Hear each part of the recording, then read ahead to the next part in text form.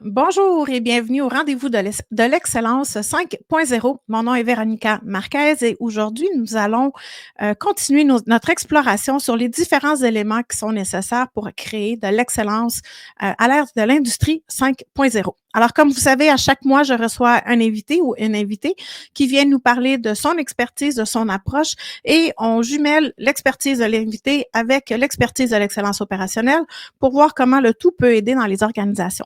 Alors, aujourd'hui, je suis très contente de recevoir Maryse Audet. Maryse est une autrice, conférencière, consultante en ressources humaines et experte invitée au journal Les Affaires. Bonjour, Maryse. Bonjour, Véronica. Merci pour l'invitation. Bien, merci à toi d'être là. Ça me fait énormément plaisir. Alors, aujourd'hui, on va parler de courage managérial. Courage qui, de toute manière, dans le sens large du mot, est toujours nécessaire, mais on va le spécifier plus au niveau de la gestion aujourd'hui. Alors, avant de commencer, petit message que j'envoie à toutes les personnes qui nous écoutent. Je vous invite à écrire vos commentaires, écrire bonjour aussi si vous voulez dans le chat sur LinkedIn. Comme ça, on sait que vous êtes là. Vous pouvez aussi nous écrire de quel endroit vous écoutez. Comme ça, on a une idée de jusqu'où notre message sort. Ah, le micro est fermé. Et surtout, quand je parle avec mes mains puis je touche le fil, ça ne marche pas. Et surtout, écrire vos questions et vos commentaires, comme ça on pourra y répondre pendant la rencontre. Salut Lynn, merci d'être là avec nous. Alors, on commence. Maryse, qu'est-ce qui t'a amené à t'intéresser au courage managérial? C'est une bonne question, mais c'est sûr qu'on voit qu'il y a beaucoup de défis dont l'entreprise fait face présentement. Là, c'est sûr que tout l'aspect des tarifs douaniers, qu'on ne peut pas passer sous silence, que plusieurs entreprises au Québec sont touchées, mais on peut voir aussi que l'environnement de travail est constamment en évolution. Donc, on a juste à penser aux nouvelles mesures législatives dans la prévention du harcèlement psychologique et aussi dans l'identification des risques psychosociaux. On peut aussi penser à toute l'intelligence artificielle qui entre présentement dans notre entreprise, comment on fait pour rester compétitif à travers tout ça. Donc, ce n'est pas les défis qui manquent, mais c'est sûr que moi, je m'intéresse plus particulièrement à tout ce qui est du harcèlement psychologique au niveau de la prévention, puis de l'éliminer complètement.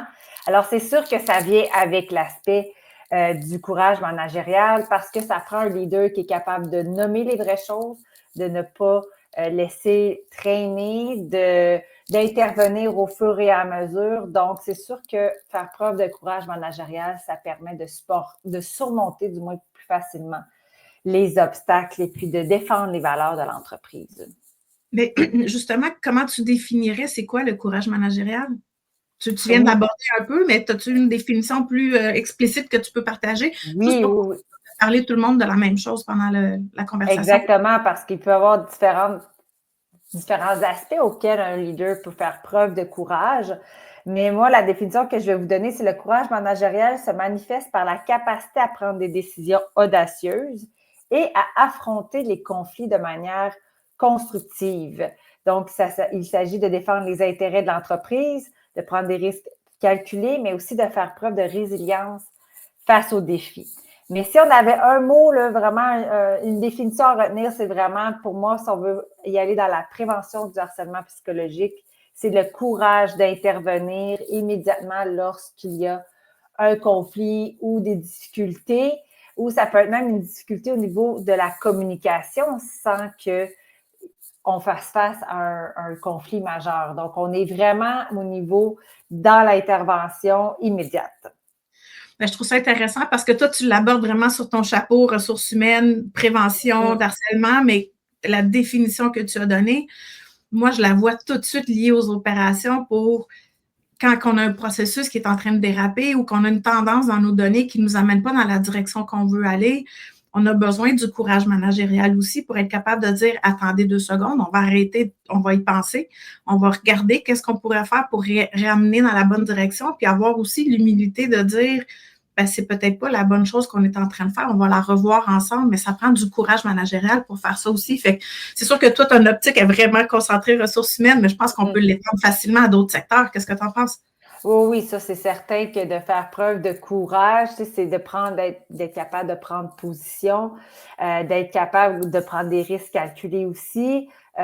Donc, tout ça fait aussi partie de la définition, puis peut venir toucher à plusieurs aspects au niveau de l'entreprise, là, c'est certain, tant au niveau financier, on parle opérationnel. Là, moi, c'est ça, j'ai le chapeau au niveau des ressources humaines, là. Oui, tout à fait. Encore une fois, merci d'être là avec nous. Bonjour Ruth, bonjour Isabelle. Bonjour à tout le monde qui est là avec nous. Si vous avez des questions ou des commentaires que vous voulez soumettre, utilisez le chat. On va pouvoir les adresser au fur et à mesure qu'on continue la conversation. Alors, Maryse, aujourd'hui, quand tu regardes l'étendue de ce qui se passe au Québec, on peut rester dans le chapeau ressources humaines si tu veux, mais quels sont les besoins que tu vois aujourd'hui dans les organisations en lien avec le courage managérial? Ben, c'est sûr que les organisations ont de plus en plus besoin de leaders capables de s'adapter rapidement aux changements puis aux défis auxquels on fait face, hein. On n'a pas besoin, on l'a nommé tout à l'heure, où on fait juste regarder qu'est-ce qui se passe avec tous les tarifs douaniers, de promouvoir l'innovation, hein. C'est sûr qu'avec tout ce qui se passe aux États-Unis, ben, ça incite les leaders à sortir de la porte puis à trouver de nouvelles solutions. Améliorer l'efficacité opérationnelle, de renforcer leur engagement vers les clients, de créer des climats de travail positifs. Ça fait aussi partie des besoins organisationnels parce que avec tout ce qui se passe quand on veut innover, quand on veut intégrer soit l'intelligence artificielle, par exemple, quand on veut intégrer davantage d'efficacité opérationnelle, mais le cœur, ce sont les ressources humaines.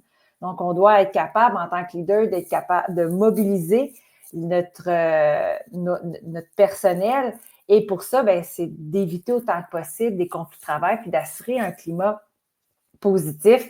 Donc, ça demande beaucoup plus d'agilité de la part des leaders, des gestionnaires et puis toujours en maintenant une vision qui est stratégique, là. Oui, le lien avec la stratégie, hein, pas partir comme moi, ce que j'appelle les gestionnaires pompiers, partir dans toutes les directions parce qu'il est arrivé quelque chose, mais de le ramener toujours à c'est quoi la stratégie, puis qu'est-ce qu'on veut accomplir comme équipe pour s'assurer que nos actions, ils vont dans la même direction. J'imagine que dans le courage aussi, tu vas vouloir s'assurer que les gens vont être courageux stratégiquement. C'est pas toutes les batailles qui valent la peine d'être avancées. J'imagine, est-ce que tu l'approches aussi comme ça? Mais c'est sûr que le côté gestionnaire pompier, là, moi aussi, c'est quelque chose que je vois souvent. Je pense que ça va quand même toujours faire partie de la vie d'un gestionnaire parce que il y a toutes sortes d'événements et d'imprévus qui peuvent arriver. Mais oui, toujours en maintenant, où est-ce que je veux m'en aller? Quelle est ma stratégie derrière ça? Qu'est-ce que j'ai envie d'atteindre? Qu'est-ce que j'ai envie de créer? C'est sûr qu'on n'a pas un impact puis un pouvoir sur tout ce qui se passe à l'extérieur, mais du moins en gardant le cap, qu'est-ce que j'ai envie d'atteindre puis qu'est-ce que je veux réellement? Ça va aider aussi aux gestionnaires à dire, ben, quelles sont mes actions que je vais maintenant poser. Et oui, ça va demander certain courage managérial parce que si on a besoin de notre équipe, d'une équipe solide pour avancer, bien là, le conflit que je peux peut-être penser que c'est banal, je vais peut-être plus faire preuve de courage puis d'intervenir le plus rapidement possible Ouais. en évitant que ça va se régler toute seule. Effectivement. On a une question ici de Lynn. Quel conseil donnerais-tu à un gestionnaire qui hésite à intervenir par peur des répercussions ou par manque de preuves concrètes? C'est C'est comme une deux très bonne questions. question. Oui, il y a comme deux. Bien, c'est sûr que c'est quelque chose qu'on voit souvent, là, que vous pouvez constater en entreprise. Je pense que même s'il n'a pas toutes les preuves concrètes, d'intervenir tu sais, d'étant un petit peu low profile, sans attaquer la personne, sans nommer qu'on croit à tout, mais qu'on s'interroge, on se pose la question, on veut avoir l'avis de la personne, ça permet d'avoir l'autre côté de la médaille. Donc, toujours y aller de façon plus discrète sans que la personne puisse se sentir attaquée. Puis l'autre aspect, là, je l'ai oublié, là. Par manque de preuves. Ah ben c'est ça, ça revient un peu à ce que je disais. Donc, ne pas attendre nécessairement d'avoir tous les faits, toutes les preuves. On peut y aller plutôt en sondant et en s'intéressant pour vraiment nous permettre de les chercher de l'autre côté de la médaille. C'est ce que nous, quand on fait l'optimisation de processus, on va regarder le processus. On ne dira jamais, tu sais, mettons, Jean-Philippe, quand il fait sa tâche, il ne fait pas ça. On va y aller tout le temps dans l'optique, le processus, il indique que c'est ça l'étape qu'il faut faire. Est-ce que c'est encore la bonne étape? Est-ce que c'est encore la bonne manière de le faire? Fait que ça nous permet d'aller sonder, d'aller chercher, comme tu dis, de l'information sans toutefois pointer du doigt vers quelqu'un en particulier. Fait que c'est un peu la même approche là, de ce que je comprends que tu préconises. Oui, oui, effectivement. Parfait. Est-ce que tu as des exemples concrets que tu peux partager avec nous, bien entendu, sans nommer ni les personnes ni les organisations, mais des exemples de changements que tu as vus dans les organisations quand tu les as accompagnés à comprendre comment améliorer leur courage managérial?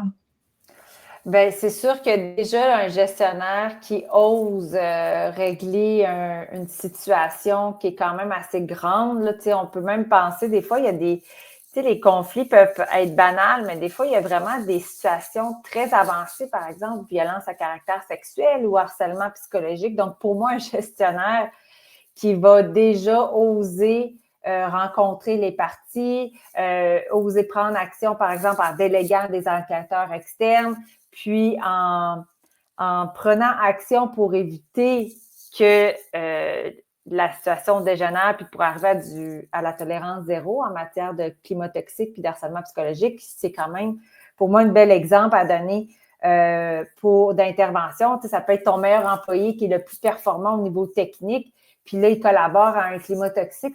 Ça demande du courage de la part du leader de devoir intervenir, puis de dire, ben là, je veux pas, je suis déchirée entre, je veux pas le perdre, mais ça a des répercussions quand même négatives sur le climat de travail et de manière indirecte aussi. Ça peut avoir un effet sur la productivité, là. Donc, pour l'avoir vu souvent, des gestionnaires, quand ils sont pris entre j'ai un employé hyper performant, tout va bien du côté technique, mais là, au niveau du climat de travail, des relations de travail, ça ne se passe pas bien, ça demande quand même beaucoup de courage de la part des gestionnaires. Puis, il y en a qui arrivent à le faire, soit en ayant de l'accompagnement ou en nommant, comme je disais, un enquêteur ou un médiateur. Ça peut être aussi, par exemple, un gestionnaire qui va prendre qui va assumer qu'il a pu savoir, qu'il a pu s'être trompé ou qu'il a pris la bonne décision. Donc, plutôt que de blâmer l'extérieur ou les autres personnes, va faire preuve de vulnérabilité. Ça aussi, pour moi, c'est quand même pas mal du courage managérial. Puis c'est oser également démontrer que la personne n'est pas parfaite, là. Oui, tout à fait. Mais on a une autre question ici. Est-ce que tu vois un lien entre la résolution de conflits et la créativité? C'est sûr qu'il n'y a pas un conflit de pareil dans une entreprise.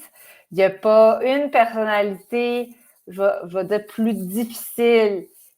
C'est pas un modèle déjà tout calqué. Donc, évidemment que ça va demander une certaine créativité dans la stratégie d'intervention. C'est là que je la vois, moi, la créativité. C'est comment je vais intervenir dans cette situation-là parce qu'il y a des situations qui peuvent se ressembler, on peut faire des liens, mais moi, je ne crois pas à ça qu'en tant que gestionnaire, on va croiser toujours les mêmes situations avec les mêmes types de profils, de personnalités.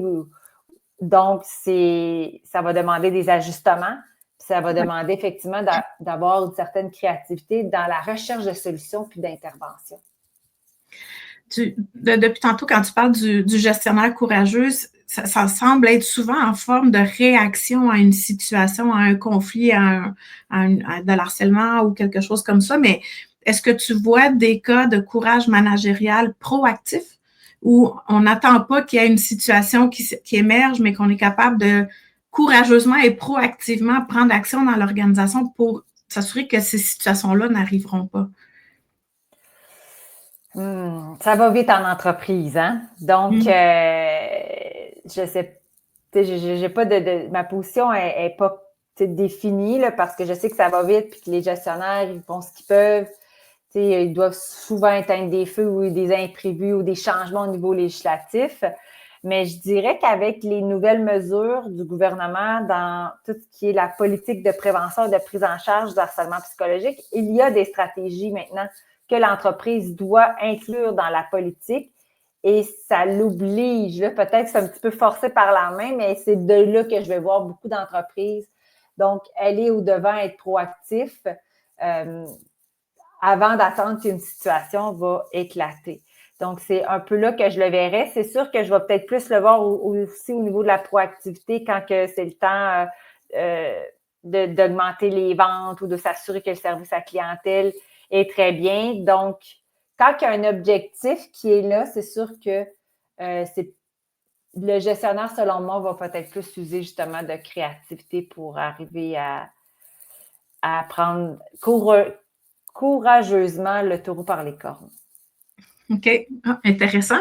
Tu as parlé de vente de services à la clientèle. Est-ce qu'à ce moment-là, le courage managérial, on l'a dit tantôt, mais est-ce que tu as des exemples de courage managérial dans d'autres secteurs que les ressources humaines que tu as vus ou que tu as croisés qui ont un effet positif sur l'organisation aussi? Bien, c'est sûr que autre que ressources humaines, dans ce cas-là, on va peut-être plus parler, bien là, plus au niveau intrinsèque du leader, comme je nommais, une personne qui va oser nommer qui a fait une erreur, ou parfois aussi comme gestionnaire, c'est plus difficile de démontrer qu'on peut être fatigué, ou tu sais, beaucoup, les gestionnaires ont tendance à se sentir seuls parce qu'ils ont l'impression qu'ils doivent tenir le flambeau et être forts dans toutes les situations. Donc, je pense qu'un gestionnaire ou une gestionnaire qui va oser dire, ben regarde, j'ai besoin d'aide, j'ai besoin d'une expertise, pour moi, c'est quand même un bon courage managérial également, là.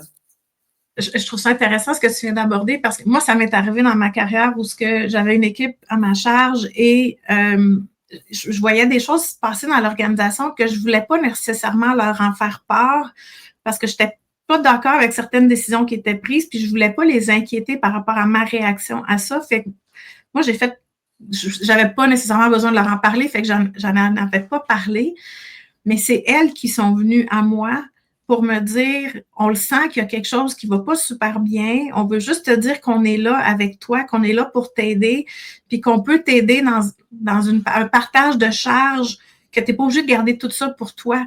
Puis moi, ça a été un élément déclencheur important à me dire, j'ai pas besoin d'être toujours le leader fort qui sait tout, qui a toutes les réponses devant mes équipes.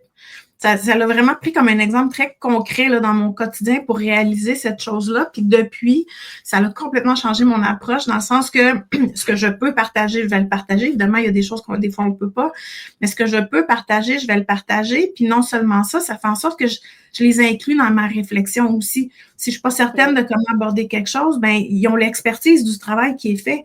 Donc, je les inclus dans cette réflexion-là. Qu'est-ce que tu ferais? Comment on pourrait l'aborder? Comment on pourrait le présenter? Comment on pourrait y réfléchir?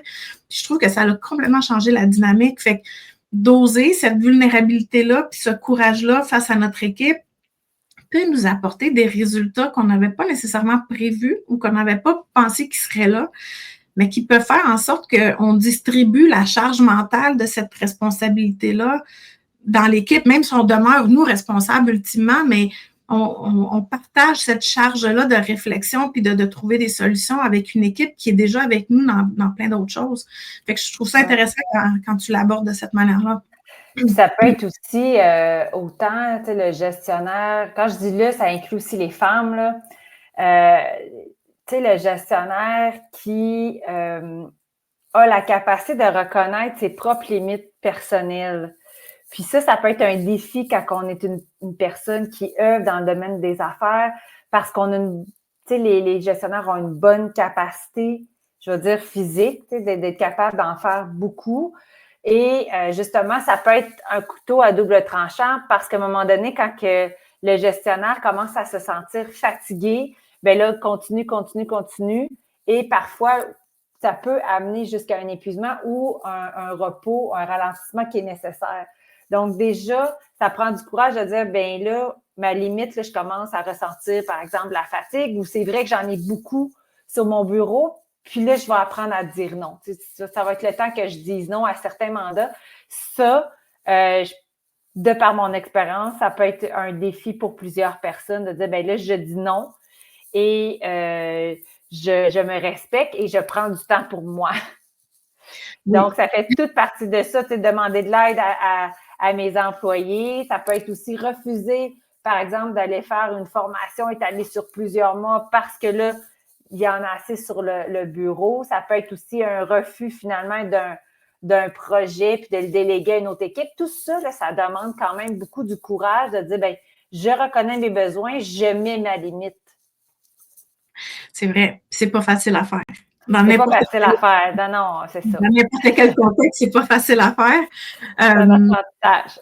Oui, tout à fait. Puis je pense que c'est là où on a l'opportunité de faire tout le temps le lien par rapport à la stratégie de l'organisation. La demande qu'on me fait, elle est liée comment à la stratégie. Des fois, on va avoir plus de difficultés à prendre la décision pour notre bien-être à nous, mais si on peut l'appuyer sur d'autres choses, ça peut avoir le même effet. Ça peut nous aider à réfléchir, de dire, ben, ce qu'on me demande, oui, ça peut être intéressant, mais c'est pas nécessairement en lien avec la stratégie. Peut-être qu'il y a des changements dans la stratégie, comme on voit cette année que la stratégie émergente, on peut pas la mettre de côté. Mais je pense que si on est capable de toujours le relier à pourquoi c'est important pour l'organisation, est-ce que je suis, moi, la bonne personne pour le prendre en charge? Y a-t-il quelqu'un d'autre dans l'équipe qui a plus de connaissances, capacités, compétences qui pourrait le prendre en charge? Puis moi, je suis juste un collaborateur au lieu d'être le lead. Tu sais, il y a plein de manières de pouvoir l'aborder. Puis ultimement, pour moi, la réponse, elle n'est pas toujours non. Elle est peut-être oui, mais oui et donc, c'est pas nécessairement de catégoriquement dire non, on le fera pas, mais de poser les questions. Est-ce que c'est moi la bonne personne? Est-ce que c'est quoi le lien? C'est quoi? Est-ce qu'on pourrait former une équipe qui va travailler là-dessus? Est-ce qu'on peut déléguer certaines choses? De revoir comment cette demande-là a été présentée pour peut-être on peut la séparer en plus petits morceaux, puis là, ça devient plus gérable sans apporter cette lourdeur sur la personne elle-même aussi. Exactement. Puis des fois, c'est délégué à l'externe. Ça dépend vraiment de chaque dossier, chaque situation, mais c'est sûr que la première étape, puis tu sais, pour avoir vu plusieurs leaders, plusieurs gestionnaires, plusieurs personnes en affaires, étant moi-même une personne, une femme d'affaires, la reconnaissance de ses limites et de les mettre, c'est un apprentissage et ça part de soi pour arriver à mettre ses limites auprès des autres personnes. Donc, quand c'est le temps de mettre des limites auprès, par exemple, de comportements qui sont plutôt nuisibles, ben, si déjà on a développé le réflexe de le faire pour soi, bien, ça va être plus facile après aussi de la mettre, cette limite-là, à une autre personne.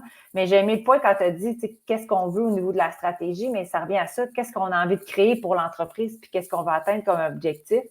Bien, ça peut aider également à mieux se positionner sur des actions à faire. Oui, tout à fait. On a une série de questions qui viennent de rentrer sur le chat. Fait que je vais y aller une à la fois, mais je pense qu'ils sont comme pas mal toutes liées. Comment est-ce que tu conseilles de gérer des conflits qui sont en lien avec la gestion des priorités? Donc, on parle des priorités qui émanent du dessus et les besoins de stabilité pour une équipe, par exemple. Au niveau des priorités, ben c'est sûr que le leader, le gestionnaire ne verra peut-être pas les mêmes priorités que celui de son équipe. Donc, je pense qu'une petite rencontre d'équipe pour clarifier. Et là, ça ne veut pas dire que c'est l'équipe qui décide des priorités, mais d'avoir une discussion que le leader ou le gestionnaire doit être capable d'amener, voici ma vision, voici où est-ce que je veux aller. C'est ça les priorités maintenant que je vois, parce que chaque personne a sa connaissance d'une partie du travail, puis c'est sûr qu'il va chercher à répondre à ce besoin-là qu'il connaît. Donc, peut-être d'élargir les connaissances à l'ensemble de l'équipe, puis d'expliquer pourquoi qu'on y va de cette façon-là, ça pourrait certainement aider. Mais là, il faut prendre le temps. C'est peut-être une demi-heure. C'est de prendre le temps, mais moi, je dis toujours, c'est ralentir pour mieux accélérer. J'aime ça, ralentir pour mieux accélérer. Alors, parfait. L'autre portion de ces questions-là, comment le gestionnaire peut se positionner entre les deux, délivrer selon les besoins de la compagnie, tout en s'assurant de ne pas trop changer de priorité pour son équipe. Puis là, faut pas se le cacher, là, aujourd'hui, c'est difficile de faire ça parce que les priorités changent aux 15 minutes avec les nouvelles qu'on reçoit. Fait que c'est difficile de maintenir un certain niveau de stabilité. Mais est-ce qu'il y a quelque chose que tu peux recommander? Bien, de se ramener à quelles sont les valeurs de l'entreprise, qu'est-ce qu'on veut atteindre comme but. Tu sais, j'en reviens toujours à ça, tu sais, c'est garder son focus sur qu'est-ce qu'on veut développer, qu'est-ce qu'on veut créer. Et là, je fais une mini parenthèse, là, même au niveau du cerveau, de se ramener à qu'est-ce qu'on veut créer, c'est quoi mon but. Tu sais, on rentre l'adresse dans le GPS, puis c'est clair. Donc, on augmente les capacités aussi de notre cerveau de nous amener dans la direction qu'on veut aller. Quand on est un peu éparpillé, qu'on ne sait pas trop où est-ce qu'on s'en va, qu'on vit du stress en plus de ça, dans nos actions, ça va se refléter, puis là, ça va avoir un impact aussi sur nos équipes. Donc, je ramène toujours à ça. Il faut que ça soit clair. Où est-ce que vous voulez aller? Quand je rentre une adresse dans le GPS, si je m'en vais à Québec, je ne rentre pas juste Québec.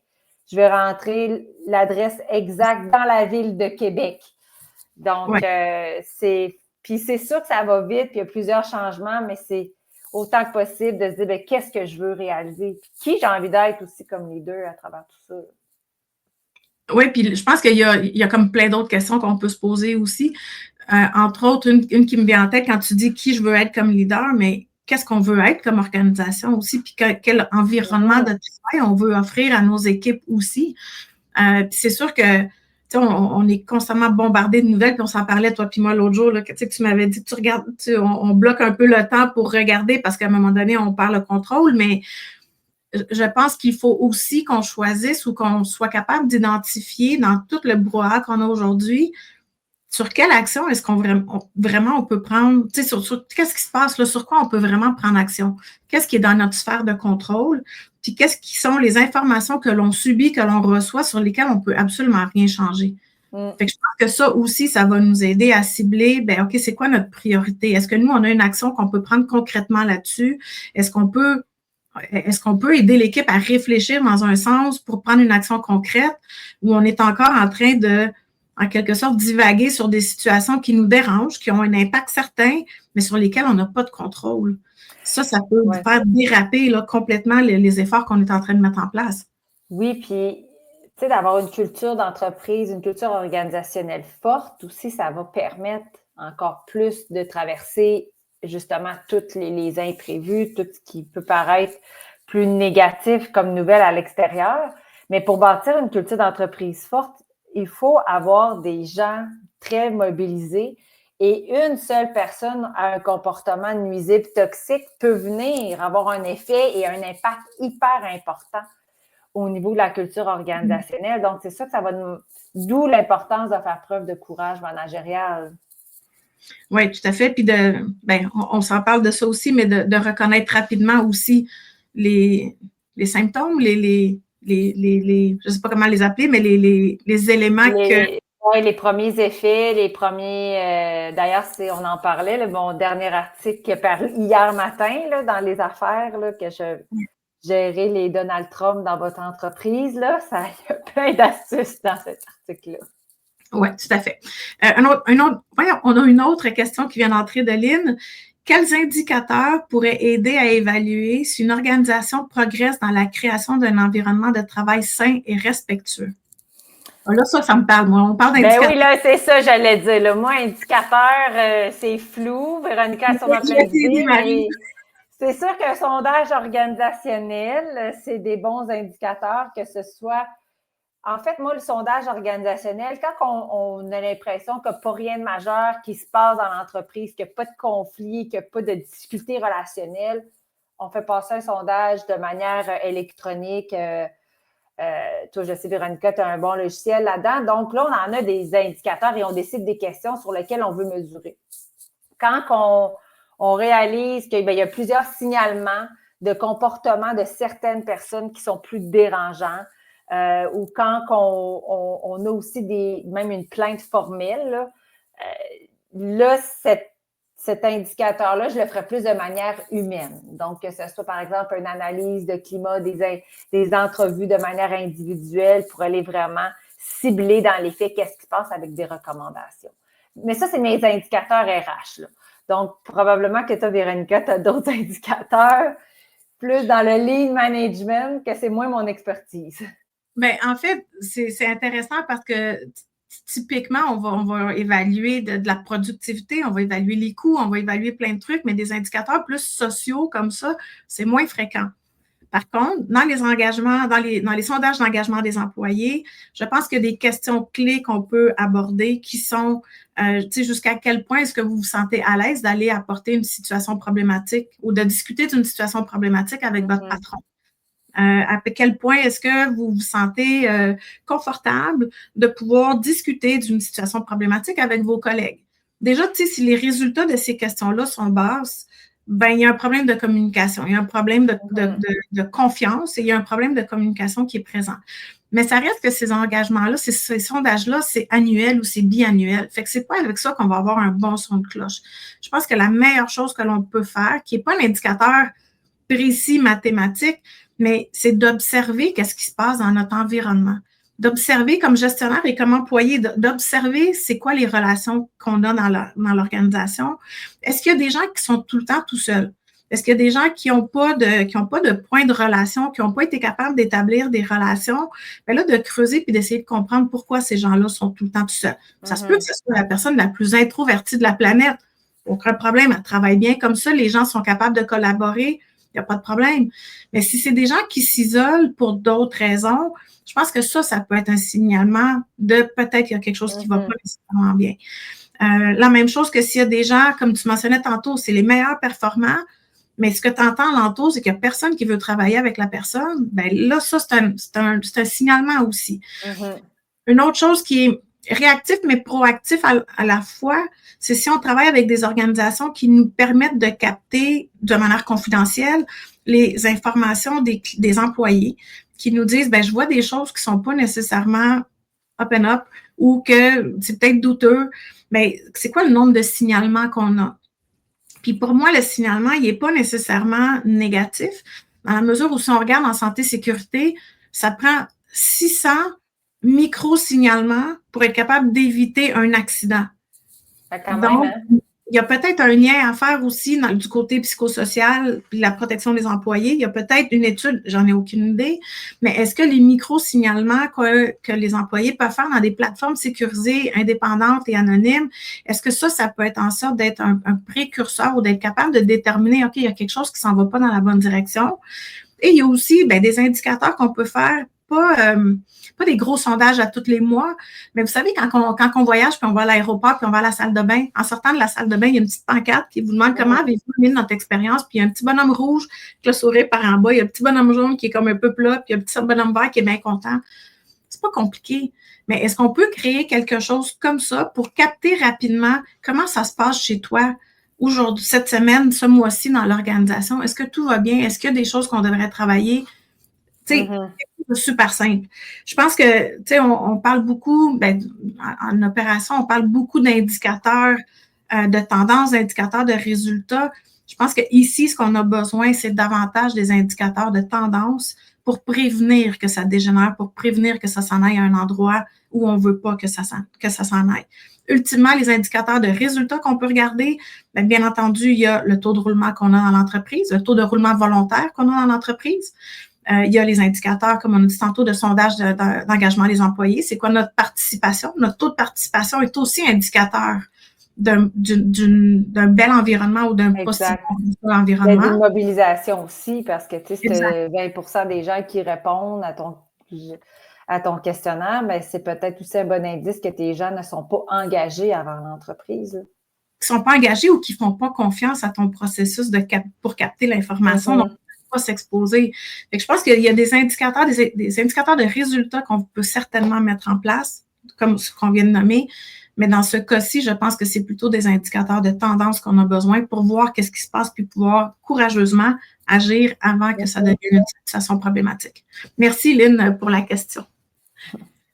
Si on continue, est-ce que, avec la conversation qu'on a, on a fait déjà plein de liens, mais dans ce que toi, tu vois déjà au niveau des organisations, l'approche que tu apportes au niveau de RH, puis tout le bagage d'expérience que tu apportes, est-ce que tu vois un lien avec l'excellence opérationnelle?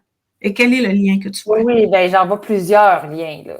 Donc, d'abord, prendre des décisions rapides, parce que quand tout est en changement, toujours en restant aligné sur les objectifs d'affaires. Donc, un gestionnaire courageux va prendre des décisions difficiles, mais toujours, même s'ils sont impopulaires, mais toujours en restant aligné avec les objectifs d'affaires, que ce soit, par exemple, de réorganiser un département, de même faire des mesures disciplinaires allant jusqu'à un congédiement, parce qu'il y a quand même le droit de gérance aussi que certains gestionnaires peuvent oublier. Évidemment que ça va éviter de faire perdre du temps. Et évidemment, les décisions vont être plus claires. Je voyais aussi comme autre lien amélioration du climat de travail puis d'engagement des employés, parce que si on veut être plus efficace au niveau organisationnel, bien, c'est sûr que les tensions, les conflits doivent être adressés, mais aussi gérés. Et de créer des liens respectueux, un climat sain, ça va évidemment contribuer de manière naturelle à l'efficacité organisationnelle. Toute la capacité à innover, de s'adapter aux changements, donc d'être capable de remettre en question certaines habitudes ou certaines attitudes, comportements qu'on peut voir dans l'entreprise. Donc, et là, oui, on fait preuve d'agilité, de faire une gestion proactive des problèmes. Donc, plutôt qu'attendre qu'une situation dégénère, un gestionnaire courageux va y aller de manière franche et appliquer des mesures préventives. Et évidemment que ça va diminuer les risques de crise majeure, une réduction des conflits internes, une meilleure collaboration, parce que c'est souvent ça qu'on peut observer en entreprise. Ah oui, mais ils vont s'arranger, là. C'est mineur comme conflit. Non, non, c'est vraiment le temps, là. C'est là qu'il faut agir, parce que quand ça se met à dégénérer, bien, ça fait vraiment un effet boule de neige, là. Donc, c'est beaucoup plus long et beaucoup plus ardu aussi. Et peut-être, ça peut même demander une aide extérieure, là. Mais là, tu viens de dire quelque chose qui me génère une nouvelle question. Oui. Tu as dit, le gestionnaire pourrait se dire, non, mais ces mineurs, ils vont s'arranger. Fait que le courage managérial, c'est pas juste au niveau de la gestion, c'est au niveau des employés, absolument certain de ça.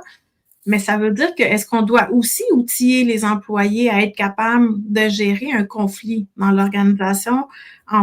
Parce que je veux pas, je veux dire, on apprend jeune à régler nos affaires, mais régler nos affaires dans un milieu d'affaires est peut-être pas la même affaire que dans une cour d'école. Donc, est-ce que tu vois un besoin aussi de ce côté-là d'aider les employés à être capables de reconnaître les signes d'un conflit éventuel et d'agir pour limiter non seulement l'implication nécessairement du management, mais de pouvoir commencer à régler des enjeux à leur niveau sans être obligé de toujours escalader vers le haut? C'est sûr c'est le message que moi je vais passer, là, avec toutes les nouvelles mesures législatives au niveau de la prévention du harcèlement psychologique. L'employé a aussi une responsabilité. Donc, ce n'est pas seulement qu'à l'employeur de mettre des mesures en place, d'interagir, d'intervenir. Tout le monde a une responsabilité dans la prévention du harcèlement psychologique et de contribuer à des bonnes relations de travail. Et d'ailleurs, je pense que c'est une chronique à la radio que j'ai faite il n'y a pas si longtemps, là, que je donnais justement des outils à la personne, à l'employé, qui a un collègue avec qui c'est difficile, qui a l'impression, je ne sais pas moi, qui s'adresse à lui de manière plutôt agressive selon sa perception, parce qu'on est toujours dans un aspect de perception ici. Peut-être qu'il le fait pour vrai, mais peut-être que lui, c'est inconscient, puis bon. Donc, déjà, d'apprendre à nommer nos besoins, ça demande beaucoup, beaucoup de courage pour la personne de dire, ben, je me sens pas confortable quand tu me parles de cette façon-là, j'aime pas la manière que tu me demandes les choses.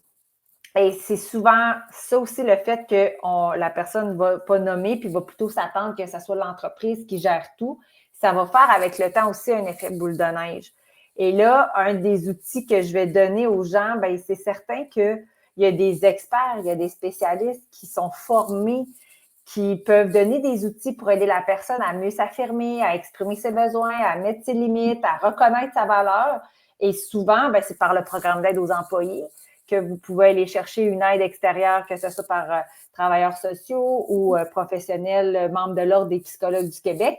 Ce sont des experts qui ont étudié là-dedans pour aider justement la personne à reprendre son pouvoir, à prendre sa place. Donc, j'invite fortement autant gestionnaires et employés à aller se tourner vers des services comme ça parce que, je le répète, ce sont des experts qui ont étudié là-dedans. Parce que oui, ça demande extrêmement du courage, mais si on a de la difficulté à aller chercher notre courage, c'est parce qu'on peut, là, je ne fais pas de psychologie, là, mais on va avoir beaucoup de blocages inconscients qui nous amènent à se comporter comme ça. Et là, justement, ces gens-là peuvent être d'une grande aide, c'est sûr. Oui, tout à fait. Je reviens sur la question initiale qui était le lien avec l'excellence opérationnelle. Tu as nommé plein de trucs avec lesquels je suis entièrement d'accord. Mais je voudrais rajouter quelques petits éléments. Tu as parlé du respect. Pour nous, dans la culture d'amélioration continue, le respect est la fondation principale de toute approche. C'est le respect des gens, c'est le respect des procédés, c'est le respect de l'expertise des gens sur le terrain. Donc, tout part du respect. Et le respect, ça ne veut pas dire qu'on n'est pas capable de se dire les vraies choses, ça ne veut pas dire qu'on n'est pas capable d'aborder les problématiques, ça veut dire qu'on a une écoute qui est là, qu'on est prêt à écouter, à entendre, à comprendre qu'est-ce que l'autre a à partager. Puis c'est pas parce que c'est une personne qui l'a dit que ce sera pas bon. On va tester l'idée, on va la pratiquer, on va l'étudier pour voir si elle apporte les résultats que l'on cherche ou pas. Donc, le respect que toi, tu as mentionné aussi, parce que ça permet de créer cet environnement-là de respect, d'avoir ce courage managérial-là. Pour nous, c'est la base de tout. Donc, c'est absolument important d'avoir ça. L'autre élément, c'est drôle parce qu'en préparation d'aujourd'hui, ça m'a fait penser à notre premier épisode de cette année où j'avais reçu Anne, qui était avec nous à Paris, qui, elle, est venue parler du courage opérationnel. Et donc là, dans sa définition du courage opérationnel, elle nous disait que les gestionnaires doivent apprendre à lâcher prise sur le contrôle de tous les processus, parce qu'au bout du compte, c'est pas eux qui travaillent le processus, c'est leurs employés, c'est les experts du processus qui sont les mains à la pâte à tous les jours là-dedans. Donc, là, je fais un lien avec qu'est-ce qu'elle nous a parlé de courage opérationnel, ce que toi, tu nous parles de courage managérial, qui sont abordés de façon très différente. Mais ultimement, les deux amènent la même chose, c'est de permettre aux gens alentour de nous d'exercer leur expertise, d'exercer leurs compétences pour être capable d'amener l'organisation à un niveau encore meilleur parce qu'on a utilisé les connaissances et les compétences de chacun pour mieux réfléchir aux situations, mieux désamorcer les conflits et mieux avancer. Comme tu as dit, on fait, je me souviens plus l'expression, un pas de recul pour mieux avancer. Non, ralenti pour mieux accélérer. Vraiment, bon. Moi, les expressions, hein, ceux qui me connaissent personnellement, vous le savez que c'est comme zéro, les expressions, mais en tout cas. Donc ça, l'autre élément où je vois vraiment comme un lien important à faire, puis je le mentionnais un petit peu tantôt, être dans une organisation puis réaliser que notre processus qu'on avait établi il y a plusieurs années ne nous apporte plus le résultat que l'on veut, c'est tout à fait normal. C'est jamais coulé dans le béton pour ad vitam aeternam. Un processus, ça va changer parce que nos clients demandent des choses différentes. Ça va changer parce que la méthode de le réaliser a peut-être changé parce qu'on a de la nouvelle technologie. Il y a un paquet d'éléments qui vont faire en sorte que notre processus de 10 ans n'est peut-être plus le bon processus aujourd'hui. Mais je pense que la pire chose à faire, c'est de rester assis sur oui, mais c'est ça le processus qu'on a fait, donc on ne le bougera pas. Mais ça prend le courage de dire, de se poser la question, est-ce que le processus nous rend encore le résultat que l'on veut? Et sinon, bon, ben, on ouvre le processus puis on va le comprendre, on va aller identifier comment on peut l'améliorer pour nous amener au niveau qu'on est rendu aujourd'hui. Un processus, c'est fabuleux pour standardiser qu'est-ce qu'on fait, pour créer un esprit d'équipe parce que tout le monde travaille de la même manière, donc on peut s'améliorer tout le monde ensemble. Mais ultimement, il est là pour être revu aussi et pour s'assurer qu'il nous amène toujours dans la direction qu'on veut aller. Et ça prend du courage. Faut laisser de côté on a toujours fait ça comme ça. Puis il faut se poser la question, si on l'a toujours fait comme ça. En fait, moi, quand on me dit ça, moi, il y a une alarme qui sonne tout de suite, ça veut dire qu'il y a quelque chose à travailler. Donc, si on l'a toujours fait comme ça, il faut avoir le courage managérial de se dire, et si on regardait comment on pouvait le faire différemment. Mais ça revient à ce que je disais de challenger statu quo. Tout à fait. C'est pas parce que... Puis l'humain étant ce qu'il est, souvent, c'est quand ça commence à faire mal que là, on va faire « Oh mon Dieu, ça serait peut-être le temps qu'on change cette façon de faire-là. » Quand on regarde juste dans les 5 dernières années, pandémie a amené plusieurs entreprises à se réinventer. On voit beaucoup plus de services au niveau virtuel qu'on ne voyait pas avant. Donc, ça a quand même pris un gros événement troublant, je vais oser dire, pour faire des changements comme celui-là. Puis, avec tout ce qui se passe présentement aux États-Unis, mais on va sûrement revoir la même chose dans certaines organisations. Puis, ça a permis de mettre en lumière certains, même au niveau des façons de faire en affaires au Canada, probablement que ça fait longtemps que c'est comme ça, que c'est plus difficile de faire des affaires dans d'autres provinces, mais on trouve que ça va bien. Il n'y a pas de raison de le challenger. Mais là, qu'il arrive une situation comme qu'on vit présentement, on fait comment? Mais c'est vrai, pourquoi que c'est comme ça? Ouais. Comment qu'on peut y remédier. Donc, mais ça, c'est l'humain étant ce qu'il est. Peut-être que ça va changer avec les prochaines années, mais c'est sûr que de challenger un statu quo quand ça va bien, c'est moins fréquent. C'est moins fréquent, mais par contre, c'est là que ça peut apporter le plus grand bien parce qu'on a le temps.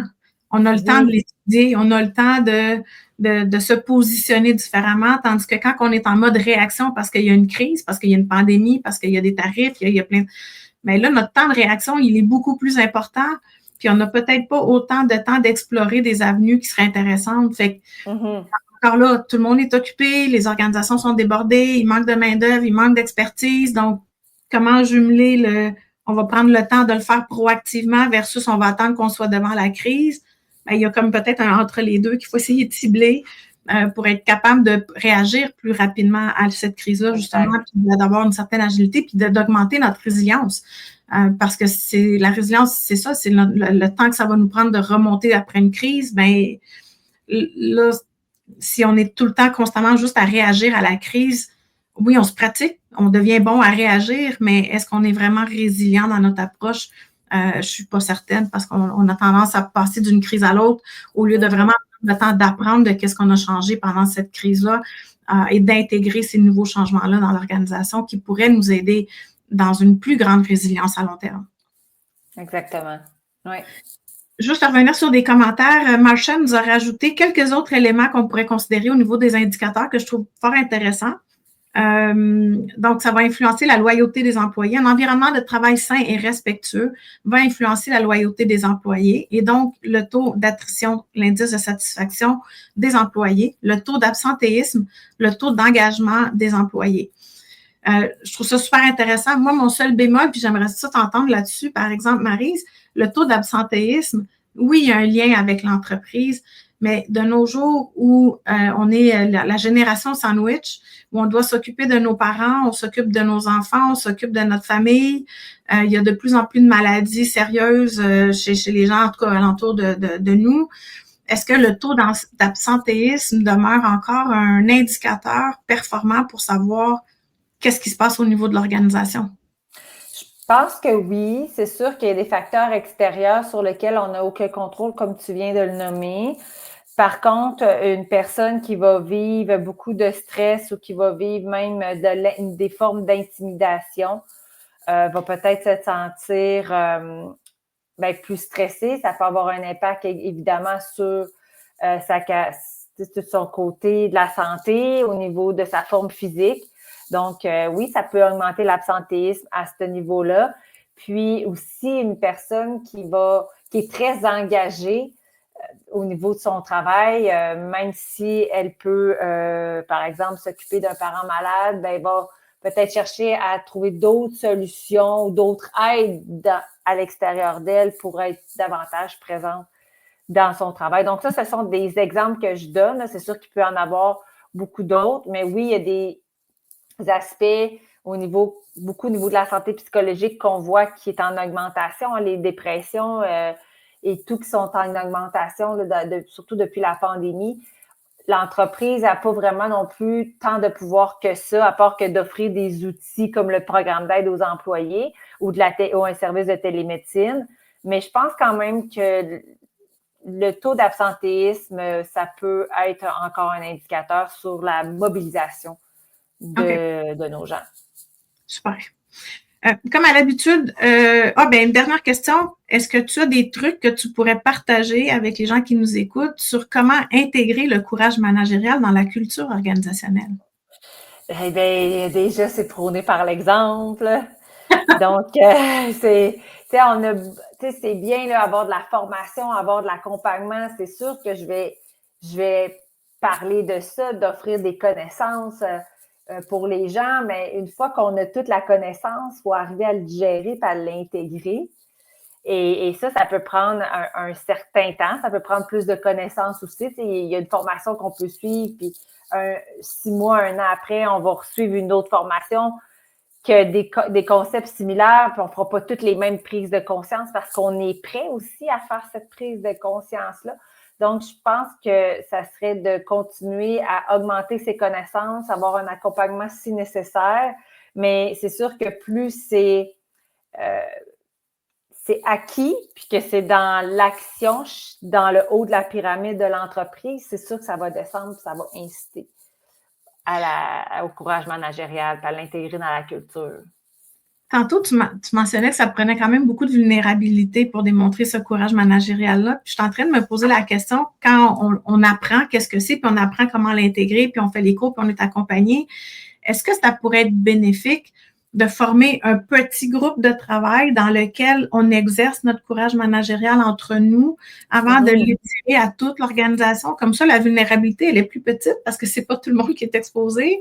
On se dit qu'entre nous, on peut s'entraider à, mais tu aurais pu l'aborder comme ça, ou tu aurais pu le traiter, ou je sais pas, est-ce que ça pourrait être une manière de bâtir cette approche-là? Ben oui, c'est comme du coaching de groupe. Puis quand tu as aussi des études de cas à mettre en pratique, ça aide à intégrer les concepts. Puis déjà, s'il y a un climat de confiance qui est installé avec les gestionnaires qui vont oser se parler entre eux avec transparence, bien oui, ça va aider à intégrer. Puis là, je suis pas en train de dire que les gestionnaires doivent tout dire à leurs employés, là, c'est pas ça du tout. Mais c'est sûr que plus aussi on sent que nos collègues proches nous acceptent puis nous accueillent dans notre vulnérabilité, bien, on va être plus porté aussi à s'ouvrir en tant qu'individu, là. Tout à fait. Marie, merci beaucoup. Je vais finir avec les 3 points que je retiens de l'entretien. Puis il y en a vraiment beaucoup, là, fait que j'ai vraiment épuré beaucoup de choses.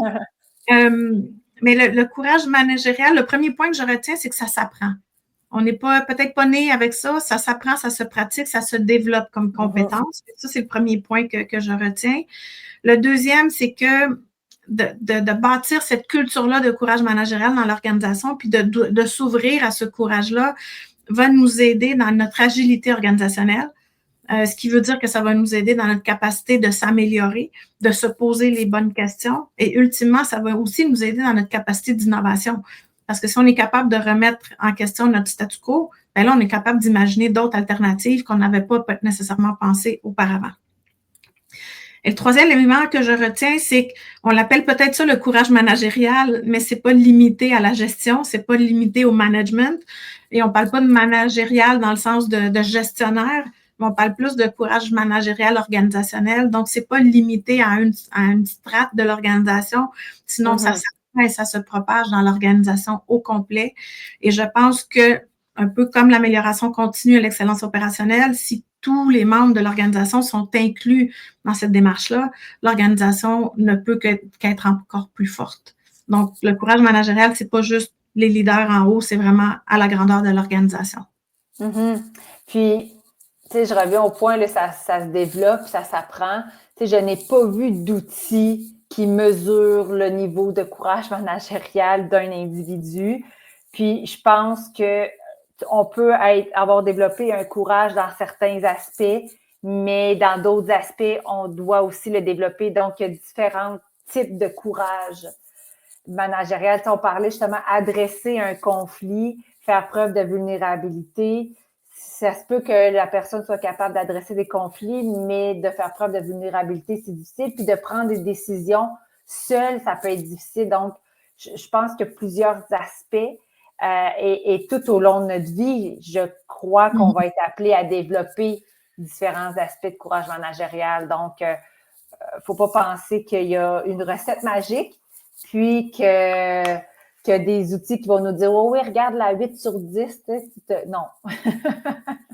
Non, il n'y a pas d'indicateur de performance pour savoir jusqu'à quel point on est courageux, c'est ça? Non, je pense que c'est un travail, ben là, je veux pas dire d'une vie, je veux pas faire peur à personne, là, mais je pense que ce sont des compétences qu'on aura à développer selon où est-ce qu'on est rendu dans notre vie, puis l'environnement dans lequel on est aussi.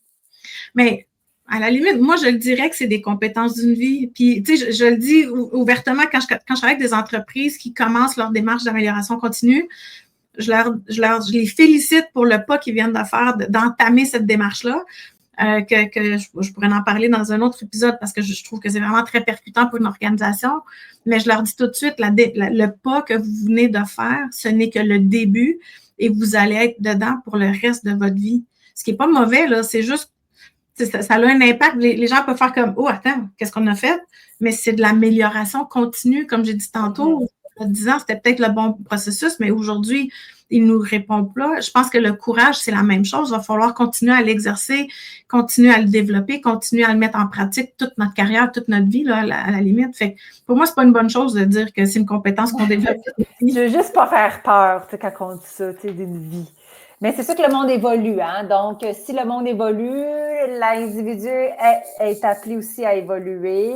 C'est ça. Alors oui, ce sont des aspects qui feront partie de l'environnement. Ben, parfait. Maryse, je te remercie énormément de ta participation aujourd'hui. Merci beaucoup pour cet échange-là. Les gens qui sont avec nous, je vous invite à aller voir le journal Les Affaires, les articles de Maryse et écouter la chronique de Maryse à FM 103. FM 103.3, oui, section balado. Section balado. Donc, je vous invite à suivre Maryse. Elle publie régulièrement des articles. Elle offre aussi beaucoup de conférences et de formations qui peuvent être pertinentes pour les différentes organisations. Alors, encore une fois, merci beaucoup, Maryse, et merci à vous tous d'avoir été avec nous. Bien, merci beaucoup, Véronica. Bonne fin de journée. Bonne fin de journée. Je vous laisse avec la présentation du prochain épisode. À bientôt!